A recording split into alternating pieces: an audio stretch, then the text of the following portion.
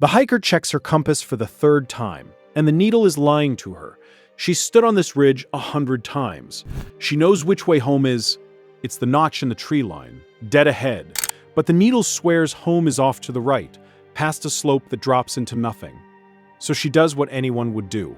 She taps the glass, shakes it, holds it flat, away from her belt buckle, her phone, the metal clip on her pack, and the needle just sits there, calmly pointing somewhere it has no business pointing. Here's the thing that should unsettle you more than a broken compass would. It isn't broken. That instrument is doing exactly what it was built to do, with perfect honesty. The problem is that the thing it measures, the invisible reference the whole world quietly agrees on, has moved. And it's still moving, right now, faster than anyone expected. To understand why, we have to go all the way down. All the way down means past soil and stone and the roots of mountains, past the continental plates grinding against each other in geological slow motion, past the mantle where rock behaves like a liquid if you wait long enough, down to a place where the pressure is so immense that iron, which should melt at those temperatures, is forced solid anyway. Around that solid core, liquid iron churns in slow convecting loops, and those loops generate a magnetic field that reaches all the way up through the crust, past the oceans, past the clouds, and out into space. A field so large it deflects the solar wind before the solar wind can strip this planet bare. Here is the thing about permanence. It is a feeling, not a fact. The mountains feel permanent. The oceans feel permanent. The direction a compass needle swings feels as fixed as the ground beneath your feet. But permanence is what the mind fills in when a system has been stable longer than any human lifetime, longer than any civilization, long enough that we simply stopped asking whether it could change. That field existed for billions of years before there was anything alive to need it. It ran without interruption through every extinction, every ice age, every slow collision of continents. 4 billion years of operation before a single organism evolved eyes to see by, lungs to breathe the atmosphere it had helped preserve. The systems that kept this planet habitable did not wait for us. They simply ran. And it has been quietly changing since long before anyone was here to measure it. It begins 3,000 kilometers beneath your feet, where iron moves the way water moves, slowly, in great churning loops, carrying heat outward from a core so dense that the pressure alone would collapse anything we've built. That motion generates a current. That current generates a field. And that field extends outward past the atmosphere, past the clouds, past the highest orbit anything we've launched has ever reached. A vast invisible envelope wrapping the planet in a geometry no one can see. Until the aurora. That's the tell. When charged particles from the sun slam into the outer edge of the field deflects them, bends them, redirects them, channels them toward the poles. And at the poles, where the field lines funnel inward, those particles finally reach the upper atmosphere and collide with oxygen and nitrogen and release light. That green curtain moving across an Arctic sky is not decoration. It's the shield taking a hit. It's the visible flare of an invisible battle overhead, and it's been happening every clear polar night for billions of years without anyone understanding what they were watching. So if the field has always been here, if it's this vast, this ancient, this constant, why does the compass suddenly disagree with it? That question turns out to have a careful answer. A compass doesn't point to the geographic North Pole. It points to the magnetic North Pole, a different location entirely, one defined by the field's current geometry. And that pole holds steady enough, most of the time, that the needle feels fixed. What we call north is the field's average posture over years and decades. Stable enough to navigate by, stable enough to trust, just not, as it turns out, permanent. That word, permanent, is where the story gets uncomfortable. Somewhere in a maritime operations center, early 2019, a navigation officer opens a bulletin from the National Centers for Environmental Information. These bulletins are routine. He has read dozens of them.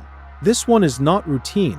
It announces an emergency update to the World Magnetic Model, the mathematical foundation that every GPS, every flight computer, every naval navigation system on Earth uses to translate magnetic north into usable direction. The update was not scheduled.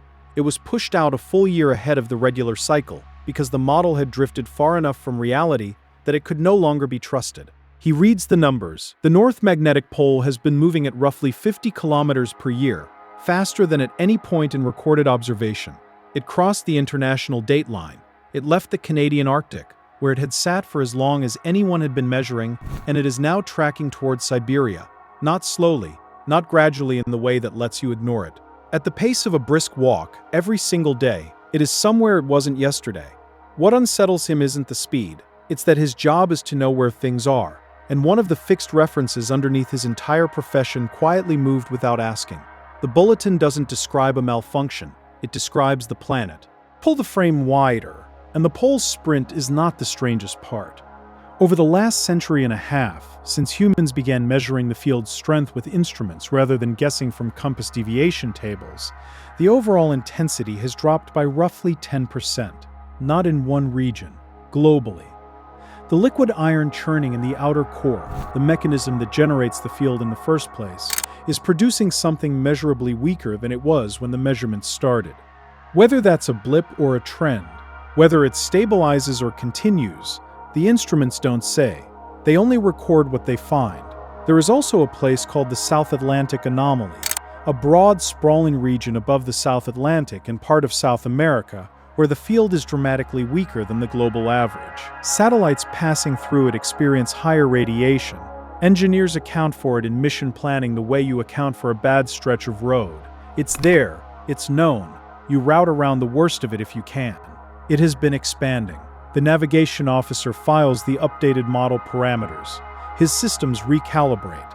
By the end of the day, everything works exactly as it did before, because the whole point of the bulletin was to close the gap. But the gap existed. The field moved faster than the model predicted, and for a window of time, the map and the territory quietly disagreed. The field is in motion right now, under everything.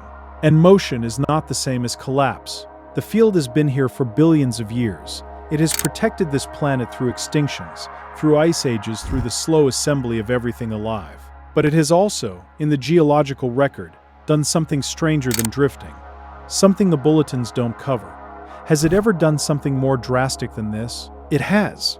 41,000 years ago, during a period geologists call the Lashump excursion, the field did something far stranger than drifting a few hundred kilometers.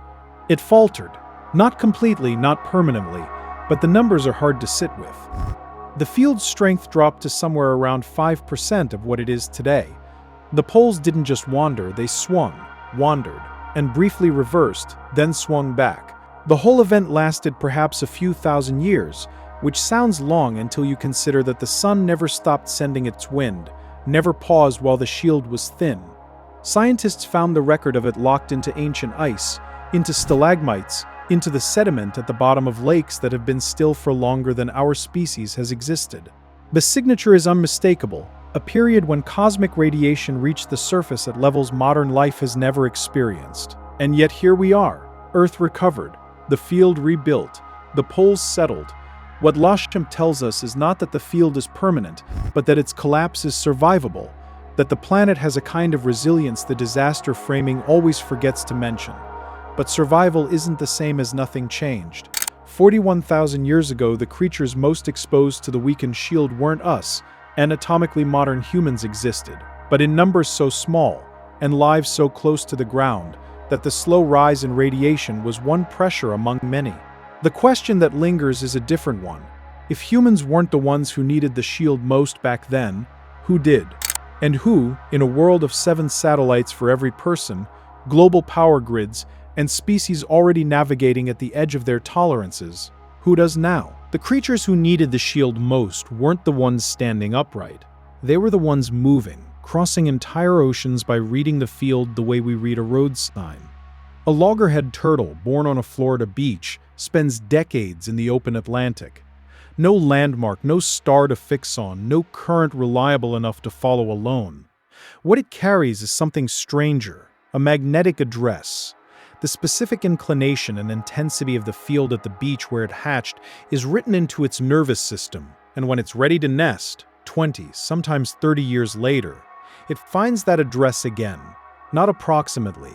That beach, that stretch of sand, the field moved while it was gone, and the turtle moved with it, updating its internal coordinates against a map that was quietly shifting the whole time.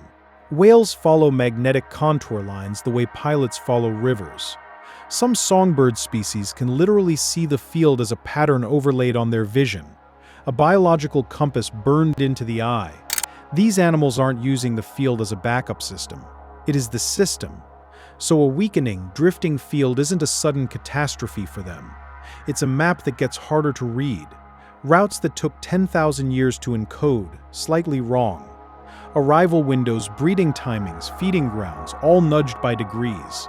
The biological stakes are real, but they're written in drift, not in disaster. What that raises is a harder question, and it's one we'll have to come back to.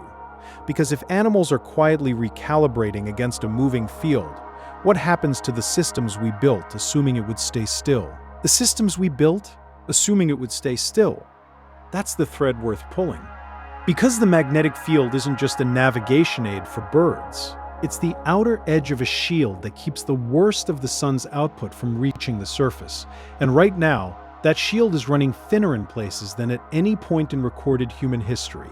The South Atlantic anomaly alone, a broad dip in field strength stretching across South America and part of the Southern Ocean, has been quietly disrupting satellites for decades. Instruments glitch. Memory errors spike. Operators log it as a nuisance.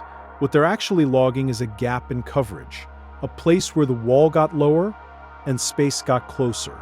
In 1859, a solar storm hit a planet with telegraph wires. The current it induced set paper on fire. If the same storm hit today, it would hit a planet laced with submarine cables, power grids spanning continents, and roughly 9,000 active satellites in orbits that the field used to fully shield. The Carrington event isn't a historical curiosity. It's a dress rehearsal for infrastructure that didn't exist yet when the original ran. A weaker field doesn't cause that storm, but it widens the window. It shrinks the margin. The neighborhood gets a little rougher, and we've been quietly moving closer to the street, which raises the question this whole story has been building toward. The core generates the field shapes the atmosphere shelters life. Life, including us, builds on top of all of it. Pull on any one thread, and every layer feels it. What actually happens when the balance shifts? Here is the answer. Not a list of consequences, a single chain. Liquid iron spinning in the dark 3,000 kilometers beneath your feet generates a magnetic field. That field deflects a solar wind that would otherwise strip the atmosphere layer by layer. The atmosphere, intact, keeps the oceans liquid and the surface temperature in a range where proteins fold correctly and cells divide. Life, having spent billions of years shaped by those conditions, builds navigation systems tuned to the field itself. Birds, turtles, whales reading it like a map. And then one species builds a civilization on top of all of it, and buries cables under the ocean, and puts satellites in orbits that the field used to shield, and writes software that tells you, with confidence, which way is north. That last part is not a small thing. The spin of liquid iron thousands of kilometers down is directly linked to whether your phone knows which way you're facing. The same dynamo that held the atmosphere together during the Permian. The same one that flickered during the Longchamp and left animals momentarily rewriting their routes. That is what your navigation app is quietly reading. It has always been reading it. You just didn't know what you were holding. Core, field, atmosphere, life, civilization. Not 5 stories. One system, and the compass was always pointing at all of it at once. So what do we do with the knowledge that our world rests on something moving? So what do we do with that? There's an old sailor's trick. If your compass behaves strangely near certain coastlines, you don't throw it out. You learn which rocks are underneath, where the iron ore runs, what the ground is doing to the needle. The compass isn't broken. It's telling you something true about a world that isn't uniform, isn't fixed, isn't as simple as the map suggested. The wrong reading was the world telling the truth. That's what all of this has been, at every scale. The wandering poles, the weakening field over the South Atlantic, the birds recalibrating routes their ancestors flew for 10,000 years, the aurora appearing at latitudes that have never seen it. None of it is malfunction. All of it is signal, from a planet that has always been in motion, always been negotiating between its molten core and the void outside it, always been less settled than the surface made it feel. The wrong compass was the world telling the truth. What other needle is swinging?